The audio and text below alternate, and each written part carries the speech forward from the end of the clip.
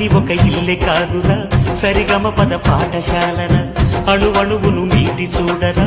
అనుభూతి ధ్వనిస్తుందిరా కుత కుత కుత